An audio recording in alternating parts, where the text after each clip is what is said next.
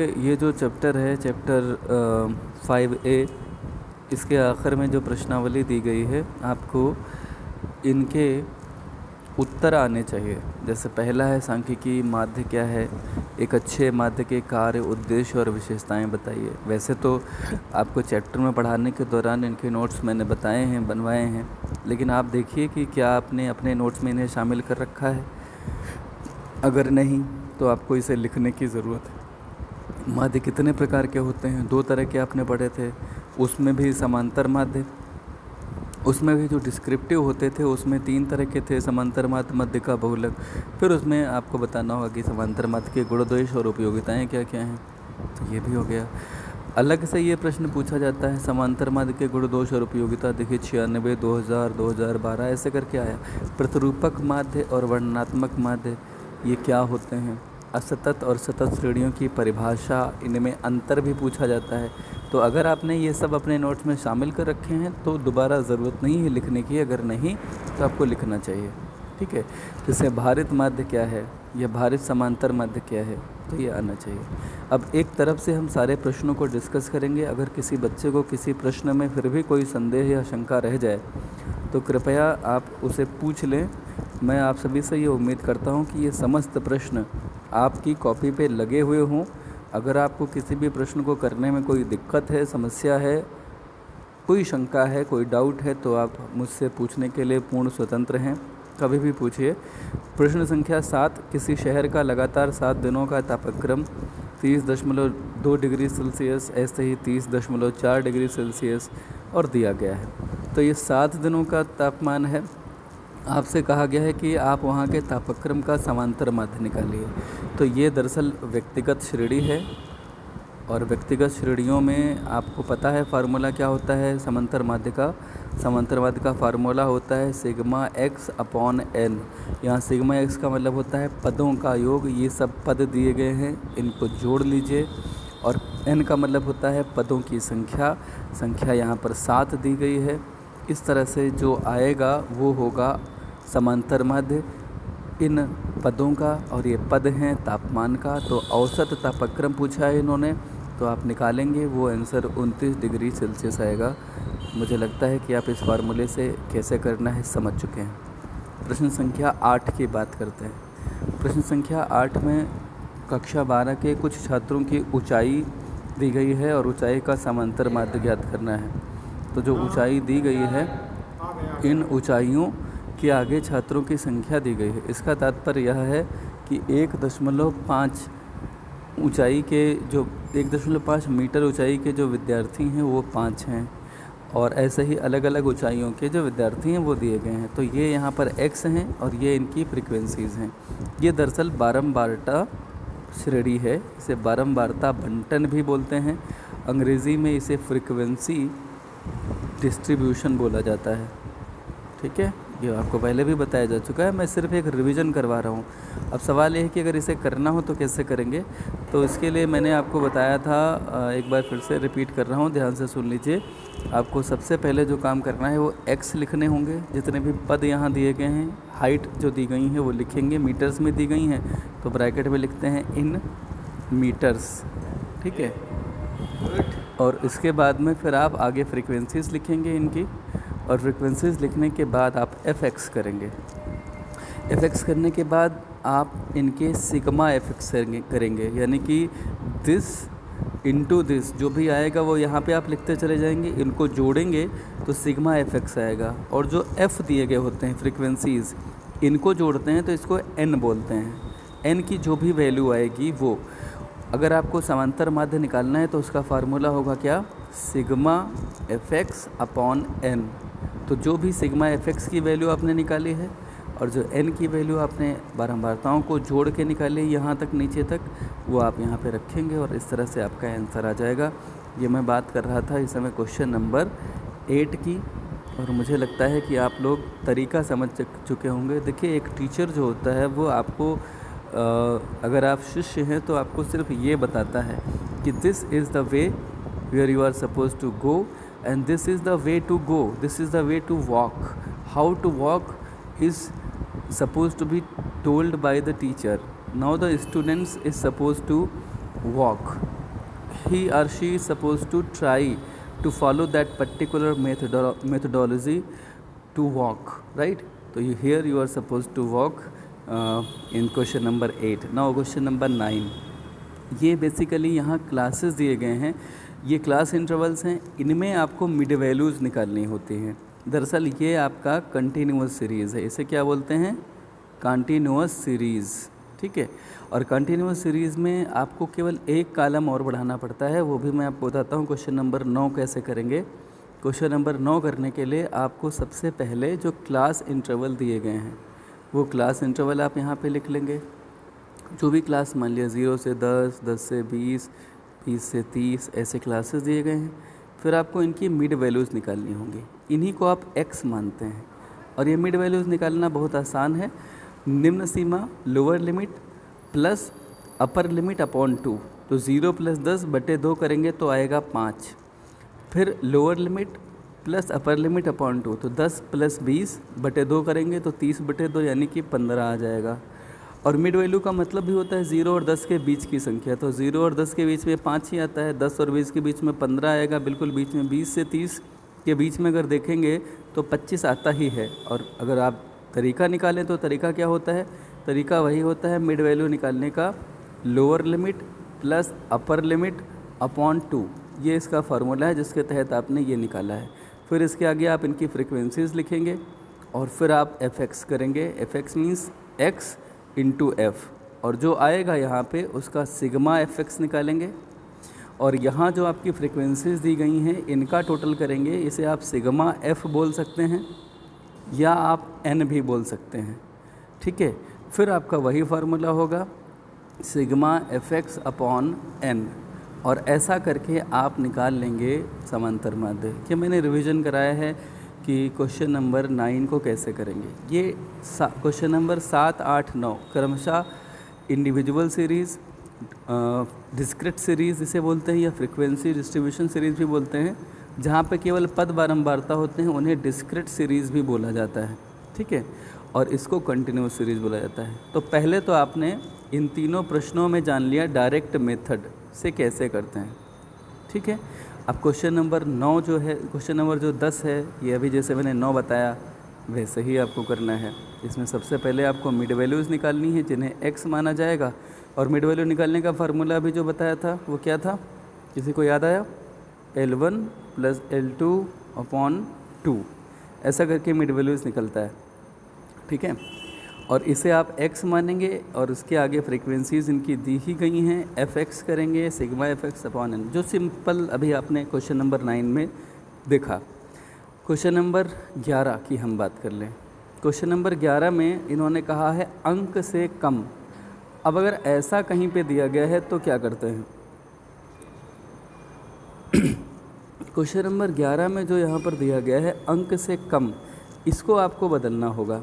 मैं इस तरह के क्वेश्चंस को अभी आपको बताऊंगा, लेकिन उसके लिए थोड़ा सा विराम एक लेते हैं, फिर अभी बताते हैं। चलिए बता ही देते हैं। क्वेश्चन नंबर 11 में आपको क्या करना है मैं आपको बताता हूँ। ये अंक से कम जब दिया गया है तो एक तो 10 से कम है, 20 से कम है, 30 से कम है, इस तरह से दिया गया है। और नीचे अगर आप देखें तो ये 5, 9, 17, 29, 45, 60, 70, 78, 83 और 85, ये लगातार फ्रीक्वेंसीज़ बढ़ती चली जा रही हैं। तो जो विद्यार्थी जिनके अंक 10 से कम हैं वो 5 हैं, जिनके अंक 20 से कम हैं वो 9 हैं, जिनके अंक 30 से कम हैं वो 17 हैं। तो आप देख सकते हैं जब हम बोलते हैं 10 से कम तो इसका मतलब क्या हो गया, 0 से 10, ये कितने हो गए, 5। लेकिन दूसरा लिखा है 20 से कम, है ना, तो 20 से कम का मतलब है ये 0 से 20 जो विद्यार्थी हैं वो 9 हैं। लेकिन हमें 0 से 20 नहीं चाहिए, हमारा दूसरा क्लास जो होता है वो होता है क्या, पहला क्लास जो होता है वो तो 0 से 10 है और इसकी फ्रीक्वेंसी तो हमें 5 मिल गई। लेकिन जो दूसरा क्लास होगा वो हमारा 10 से 20 है, ना कि 0 से 20। तो अगर 0 से 20 अंक लाने वाले विद्यार्थी 9 हैं और 0 से 10 अंक लाने वाले 5 हैं, तो अगर आपको 10 से 20 निकालना हो तो उसमें 0 से 10 जो अंक लाने वाले 5 विद्यार्थी हैं, अगर 0 से 20 अंक लाने वाले 9 विद्यार्थियों में से 0 से 10 अंक लाने वाले 5 विद्यार्थी घटा दीजिए तो क्या बचेगा, 10 से 20 अंक लाने वाले विद्यार्थी तो बचेंगे। तो 9 में से 5 घटा के जो आपकी फ्रीक्वेंसी आएगी वो कितनी आ जाएगी, 4 आ जाएगी 10 से 20 की। फिर 20 से 30 की अगर फ्रीक्वेंसी निकालनी हो तो आपको क्या करना होगा, ये 0 से 30 विद्यार्थी हैं 17 जिन्होंने 0 से 30 अंक प्राप्त किए हैं। लेकिन अगर हम इसमें से 0 से 20 वाले 9 विद्यार्थी घटा दें तो जो बचेंगे वो बचेंगे 20 से 30 वाले।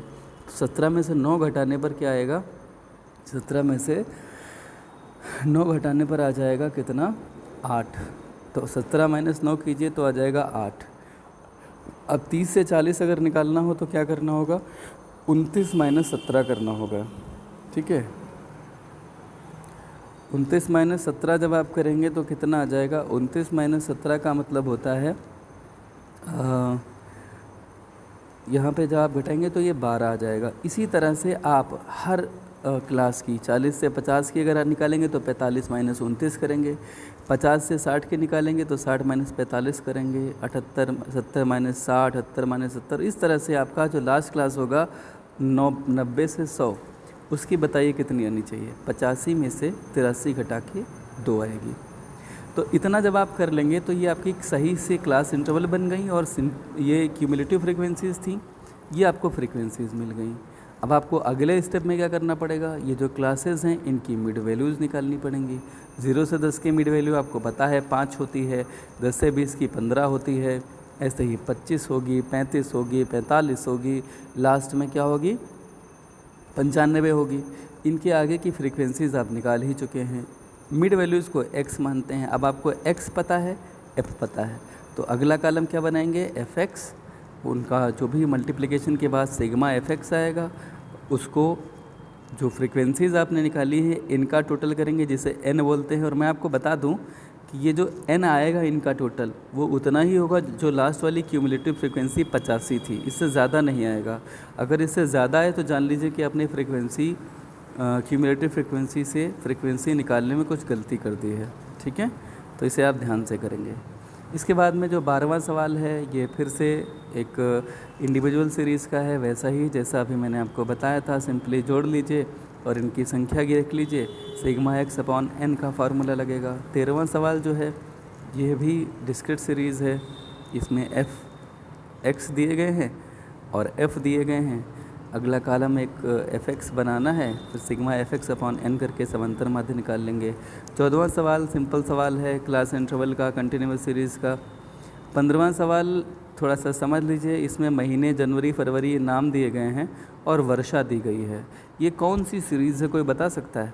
मैं आपको बता दूं कि ये नाम केवल आपको कंफ्यूज करने के लिए दिए गए हैं। दरअसल ये जो वर्षा दी गई यही x है और ये आपकी एक व्यक्तिगत सीरीज़ है, व्यक्तिगत श्रेणी है और इसे आप इंडिविजुअल सीरीज़ बोलेंगे। और इसमें क्योंकि ये x हैं तो ये यहाँ पे सिग्मा x का फार्मूला आप लगाते हैं, मगर इन्होंने कहा कल्पित माध्य मानिए 102। तो आप यहाँ सबसे पहले तो आप क्या करेंगे, मैं बता देता हूँ आपको इसे करने का तरीका। क्वेश्चन नंबर 15, क्वेश्चन नंबर 15 में आप सबसे पहले जो यहाँ पर दिए गए हैं 102, 103, 104, 106 whatever the numbers are there, आपको सबसे पहले इसमें शायद कुछ और भी था, 100 था, बीच में कहीं 102 था, फिर लास्ट में ऐसे ही ऊपर 90 भी था शायद। तो इसमें इन्होंने कहा 102 को अज्यूम्ड मीन मानिए, तो मान लिया। अब आपको यहाँ पे d निकालना है। d क्या होता है? d होता है x माइनस एज्यूम्ड मीन, है ना। तो आपने d माइनस एज्यूम्ड मीन करा, तो अब क्या करना है, मान लिया ये 90 था, तो 90 में से 102 घटाएंगे तो माइनस का कितना आ जाएगा, माइनस का 12 आ जाएगा। 100 में से 2 घटाएंगे तो माइनस का 2 आ जाएगा। 102 में से 102 घटाने पर 0 आ जाएगा। 104 में से घटाएंगे तो 2 आ जाएगा प्लस का। 106 में से घटाएंगे तो 4 आ जाएगा। इस तरह से आपके ये d आ गए हैं। बाकी इसमें केवल d दिया गया है, फ्रीक्वेंसीज़ नहीं हैं। तो अब आपको सिग्मा d करना है। जितनी भी संख्याएं वो सब निकालते चले जाएंगे। मैंने अभी केवल एक उदाहरण के लिए 5 लिए हैं, 90, 100, 102, 104, 106। सिग्मा डी निकालने के लिए जो माइनस के हैं उन्हें अलग से जोड़ लीजिए, माइनस का 14, जो प्लस का है उन्हें अलग से जोड़ लीजिए। माइनस के 14 में से प्लस के 6 घटाइए तो सिग्मा डी क्या आ जाएगा, माइनस का 8। और अगर आपको निकालना हो समांतर माध्य तो उसका फार्मूला क्या होता है, समांतर माध्य इज इक्वल टू ए यानी कि assumed mean plus sigma D upon N. अब चूँकि ए आपका था 102, ए क्या था 102 और सिग्मा डी था -8, वैसे तो ये प्लस का ही साइन रहेगा लेकिन ये -8 है, और अपॉन एन का मतलब होता है यहाँ पे 1 2 3 4 5 मैंने लिया था तो 5 करेंगे। तो जब आप इसे कर रहे होंगे तो मैं आपको बता दूँ, इतनी सी जगह मैं ले लूँ ज़रा, तो यहाँ पर आ रहा है 102 प्लस -8 अपॉन 5, राइट। तो अगर हम 5 से 8 को करें डिवाइड तो कितना आ जाएगा, 1 करेंगे 5 आएगा, 3 आएगा तो दशमलव लगाएंगे और 5 छक्का 30 1.6 आएगा, लेकिन ये माइनस का आएगा तो 102 माइनस 1.6, तो आपका जो समांतर माध्य इसमें आ जाएगा वो कितना आ जाएगा 100, और 2 में से अगर 2 जाते तो 100 बचता, लेकिन यहाँ पर 100.4 आपका समांतर माध्य आ जाता। मैंने ये एक अलग से उदाहरण लेकर के बताया है कि कैसे लगाएंगे। अगर आप स्टेप बाय स्टेप चलते चले जाएंगे तो आपको ये समझ में आ जाएगा। अगर आप अभी इसे नहीं समझ पाए तो थोड़ा सा रिवाइंड कीजिए और फिर से देखिए कि मैंने क्या क्या कैसे कैसे लिखा है, आपको समझ में आ जाएगा। ठीक इसी पैटर्न पर जो एग्जाम्पल मैंने यहाँ लिया है आपको करना है ये क्वेश्चन नंबर 15 कल्पित माध्य लेकर के, ठीक है। 16वां सवाल है बारंबारता सारणी के लिए समांतर माध्य निकालिए। अब इसमें प्राप्तांक दिए गए हैं, विद्यार्थियों की संख्या दी गई है, कहा नहीं गया है कि कैसे करना है। तो मैं आपको बता दूं, कुछ ना कहा जाए तो आप चाहें तो कल्पित माध्य विधि से कीजिए और चाहें तो आप जो प्रत्यक्ष विधि है उससे कीजिए। प्रत्यक्ष कल्पित माध्य को अप्रत्यक्ष विधि भी बोलते हैं। ये आप पे स्वतंत्रता है कि आप 16वां क्वेश्चन कैसे करेंगे, दोनों मेथड से कर सकते हैं। 17वां सवाल व्यक्तिगत श्रेणी का सामान्य है। 18 में स्पेशली कह दिया है कि आप कल्पित माध्य की सहायता से कीजिए। कई बच्चे ये सवाल पहले से भी लगा चुके हैं। लगाने का तरीका वही होगा, बस इसमें केवल फ्रीक्वेंसी भी दी गई है और एक्स भी दिए गए हैं। तो इसे कैसे करते हैं, चलो एक बार रिवाइज़ करा देते हैं। अगर कहीं पे फ्रीक्वेंसीज दी गई हों, ध्यान से देख लीजिए, कहीं पे एक्स दिए गए हैं, मान लेते हैं 4 8 12 9 3, ये एक्स दिए गए हैं, इनकी फ्रीक्वेंसीज़ हैं 2 3 6 4 1, ठीक। अब आपसे कहा गया कि कल्पित माध्य से खींचिए, तो आपने मान लिया 12 को ए मान लिया। अब आप डी निकालिए, तो डी का फार्मूला क्या होता है, x माइनस ए, है ना। तो अब आपको करना है इसे, तो x माइनस ए जब करेंगे तो क्या होगा, 4 माइनस 12 करने पर -8 आएगा, 8 माइनस 11 करने के -4 आएगा, 12 में से 12 0 आएगा, और इसे 19 कर लेते हैं और इसे हम कर लेते हैं 30 समझने के लिए सिर्फ, क्योंकि ये तो बढ़ते ही ये घटते नहीं हैं। तो 19 में से 12 घटाने पर 7 आ जाएगा प्लस का, और यहाँ आ जाएगा प्लस का, इसे 20 कर लेते हैं, ठीक है, तो ये आ जाएगा 8, ठीक है। कि मैंने क्यों बदल लिया, कैलकुलेशन की दृष्टि से, सुविधा की दृष्टि से। अब आपको अगला जो काम करना है वो FD करना है। क्या करना है, FD। तो 2 गुणे 8 करेंगे तो आएगा माइनस का 2 8 16, 3 चौके 12, 0 7 चौके 28 और 8 एकम 8, ठीक। इनको प्लस कर लीजिए, 6 2 8 और 28, माइनस का 28, यहाँ 28 और 8 कितना होता है 36, ठीक है। इतना कर लिया। अब आपको क्या करना है, अब आपको करना है यहाँ पे नीचे करना है आपको सिग्मा FD। सिग्मा FD में क्या आएगा, 36 माइनस 28 करने पर कितना आ जाएगा, 36 माइनस 28 करने पर प्लस का 8 आ जाएगा, ठीक है। सिग्मा FD कितना आ जाएगा, 8 आ जाएगा प्लस का, ठीक है। और F कितना आएगा, 3 5 3 3 2 5 6 11 4 11 4 15 और 1 16, तो n बोलते हैं इसको 16। अब आपको जो फार्मूला अपनाना है वो क्या अपनाना है, x is equal to a plus sigma FD upon n, ठीक। तो a आपने इसमें माना था 12, सिग्मा FD आया था 8, n आया था आपका 16, तो 8/16 यानी कि ये 0.5 आएगा, तो आपका आंसर आ जाएगा 12 प्लस 0.5 यानी कि 12.5। यही आपका होगा समांतर माध्य। मैंने आपको अपने तरीके से समझाने की कोशिश की है। इसी तरीके से बेटा लगाएंगे जो सवाल हम पढ़ रहे हैं, सवाल नंबर 18। सवाल नंबर 19 भी ऐसे ही लगेगा। इसमें बस आपको जो करना है, पहले मिड वैल्यूज़ निकाल लेंगे, फिर मिड वैल्यूज़ में आपको कोई एक मिड वैल्यू को कल्पित माध्य मानना होगा, उससे डी निकालने होंगे, उन डी को एफ से मल्टीप्लाई करेंगे, एफ डी आएगा, एफ डी को टोटल कर लेंगे सिग्मा एफ डी, और फिर फार्मूला वही लगेगा जो अभी मैंने आपको बताया, A plus sigma F D upon N समांतर माध्य का। ठीक है, 20वां सवाल भी वैसे ही लगेगा। जो सवाल 21 और 22 हैं, कल जो एग्जाम्पल्स आपको बताए थे, ठीक वैसे ही आपको इन्हें करना है। ठीक है, मुझे लगता है कि आप इसे कर पाएंगे। 21वां सवाल तो आप बिल्कुल कर सकते हैं। किसी कक्षा के ए और बी सेक्शन के जो विद्यार्थी हैं वो 60 और 40 हैं, उनके समांतर माध्य दिए गए हैं। ये बिल्कुल एग्जाम्पल के जैसा है जो आपको बताया गया था कल। एक फैक्ट्री में 100 मज़दूरों की दैनिक आय का माध्य दिया गया था 38। सुबह की शिफ्ट के 60 मज़दूरों की दैनिक आय का माध्य 40 था। शाम की शिफ्ट के 40 मज़दूरों की दैनिक आय का माध्य ज्ञात करना। ये थोड़ा सा अलग है, मैं आपको ये थोड़ा सा बता देता हूँ। ठीक है, ध्यान से सुन लीजिए, इसे कैसे करेंगे। क्वेश्चन देख लेते हैं एक बार ताकि याद रहे मुझे। एक फैक्ट्री के 100 मज़दूर हैं, उनकी दैनिक आय का माध्य 38 है, और सुबह की शिफ्ट के 60 मज़दूर, चलिए ऐसे ही बता देते हैं, फिर इधर का स्क्रीन अभी ले लेंगे। नहीं, जगह नहीं करनी, चलिए यहीं से करते हैं। एक फैक्ट्री के जो 100 मज़दूर हैं, उनकी दैनिक आय जो है वो 38 है। ठीक है, तो हम पहला काम क्या ये कर सकते हैं कि 100 मज़दूरों की कुल आय अगर हम निकालना चाहें तो कितना आएगा भाई। 100 मज़दूर हैं, उनकी दैनिक आय का माध्य 38 है, तो उनकी कुल आय कितनी होगी, 38 होगी कि नहीं होगी, हो जाएगी ना। पहला काम। सुबह की शिफ्ट के जो 60 मज़दूर हैं, उनकी दैनिक आय 40 है, तो जो सुबह की शिफ्ट के, जो मॉर्निंग शिफ्ट के 60 मज़दूर हैं, उनकी कुल आय कितनी होगी, कुल आय। तो 60 मज़दूर हैं, उनकी आय का माध्य है 40, तो ये कितना हो जाएगा, 2400 है ना। तो शाम की शिफ्ट के 40 मज़दूरों की दैनिक आय आपसे पूछी जा रही है। तो अब मुझे आप ये बता दो कि कुल मज़दूरों की जो आय, कुल आय नज़र आ रही है 100 मज़दूरों की, वो 3800 आ रही है। 60 जो सुबह के मज़दूर हैं, उनकी कुल आय नज़र आ रही है कितनी, 2400।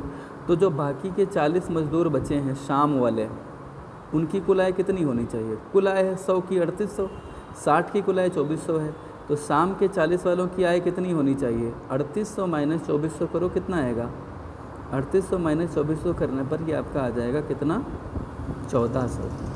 तो शाम के जो 40 मज़दूर बचे हैं शाम के, उनकी दैनिक आय का माध्य पता करना है। तो उनकी कुल आय आपने पता कर ली है कितनी, 1400। तो अगर आपको उनका माध्य पता करना हो तो आप क्या लिखेंगे, शाम की शिफ्ट के मज़दूरों की, कितने मज़दूर हैं, 40 मज़दूरों की, 40 मज़दूरों की औसत आय, और ये कैसे आएगी, कुल आय बटे उनकी संख्या। कुल आय आपने निकाल ली 1400, उनकी संख्या कितनी है, उनकी संख्या है 40, तो 1400 को 40 से अगर आप डिवाइड करेंगे तो कितना आ जाएगा, 4 तिहाई 12 और 4 पंचे 20, तो ये 35 आ जाएगा इनका माध्य। ठीक है, मैंने यहाँ पर बताने की कोशिश की है, ध्यान से सुनेंगे तो आप कर ले जाएंगे। 23वां सवाल सामान्य सवाल है। इसमें इन्होंने कहा है कि आप पता करिए मिसिंग फ्रीक्वेंसी। ये मैं आपको पहले भी बता चुका हूँ, आप इसे x मान लीजिए और उसके बाद में मिड वैल्यूज़ निकालिए। x मानते हुए जब इनकी मिड वैल्यूज़ निकालेंगे तो आप फाइनली जब fx करेंगे तो मिड वैल्यू इंटू x जो आएगा उसे आप नहीं जोड़ेंगे। जब फ्रीक्वेंसी करेंगे तो बाकी न्यूमेरिकल्स जोड़ेंगे। ये x को अलग से प्लस करके लिख लेते हैं, 17, 20, 18 जो भी है इनको जोड़ के ये n हो जाएगा। जब fx करेंगे तो this mid value into this that वो हो जाएगा, जैसे ये 350x हो जाएगा। और उसके बाद में कैसे करेंगे, जैसे उदाहरण आपको बताया गया है। 24वां सवाल नॉर्मल सवाल है, आपको मिड वैल्यूज़ करके फिर fx करके निकालना है। 25वां बिल्कुल नॉर्मल सवाल है। 26वां भी मैं अभी डिस्कस कर चुका हूँ। 27वां सवाल भी सामान्य सवाल है, जिसमें कुछ क्लासेज और बारंबारताएँ दी गई हैं। 28, 29, 30 ये सारे सवाल ऐसे हैं जिनको अभी डिस्कस कर चुके हैं। 30वां सवाल वैसे ही करेंगे जैसे कि उदाहरण दिया गया है मिसिंग फ्रीक्वेंसी का। लास्ट के 2 सवाल 32, 33 वैसे ही लगेंगे। 34वां सवाल जो दिया गया है इसको ध्यान से सुन लीजिए। 70 से अधिक, 60 से अधिक, ये जब बदलना हो तो कैसे बदलता है। यहाँ पर भी आप देख सकते हैं कि ये क्यूमुलेटिव फ्रिक्वेंसीज़ हैं। क्यूमुलेटिव फ्रिक्वेंसीज़ की पहचान होती है कि वो बढ़ती हुई चली जाती हैं। तो 70 से अधिक अंक पाने वाले विद्यार्थी कितने हैं? 7। अब 70 से अधिक कुछ भी हो सकता है, जैसे 70 से अधिक 80 भी हो सकता है, या 70 से अधिक जो है 100 भी हो सकता है, मगर चूँकि 10 का डिफरेंस है तो हम इसे 70 से 80 ही माने। तो 70 से 80 कितने हैं? 7। और ये 60 से अधिक है तो इसे आप 60 से 70 कर लीजिए। 60 से 70 कितना होना चाहिए? 18 माइनस 7 करने पर आएगा 11। फिर यहाँ पर आएगा 50 से 60। 50 से 60 कितना होना चाहिए? 40 माइनस 18 करने पर कितना आएगा? 22 आएगा। ठीक है। फिर यहाँ आएगा 40 से 50। 40 से 50 कितना आएगा? 40 माइनस 40 यानी 0 आएगा। फिर आएगा 30 से 40। 63 में से 40 घटाने पर 23 आएगा। और फिर अगला आएगा 20 से 30। इसमें 65 में से 63 घटाने पे 2 आ जाएगा। अब ये जो आपने ऐसे निकाला है, इसको ये डिसेंडिंग ऑर्डर हो गया। असेंडिंग ऑर्डर में करने के लिए क्या करना होगा? सबसे पहले आप कॉलम बनाएंगे, क्लास इंटरवल कैसा बनाएंगे? 20 से 30, और इसके आगे फ्रीक्वेंसी लिख देंगे जो अभी लास्ट में आई थी 2। 30 से 40 लिखेंगे, उसके आगे फ्रीक्वेंसी लिख देंगे ये 23।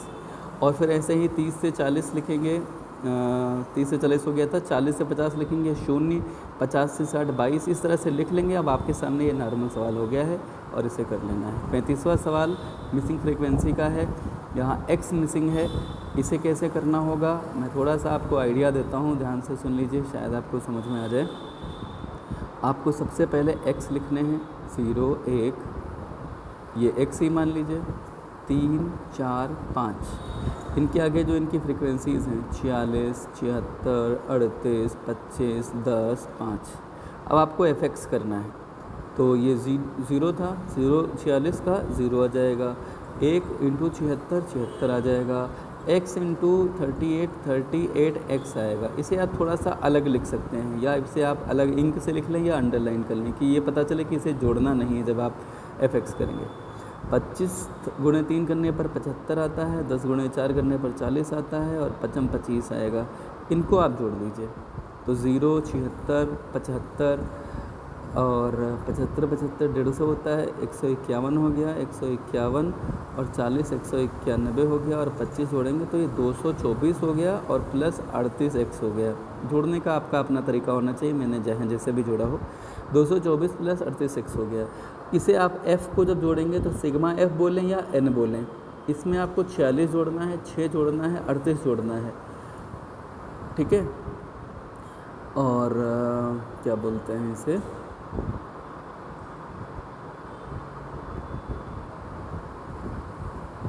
हाँ ये सॉरी एक चीज़ छूट गई थी।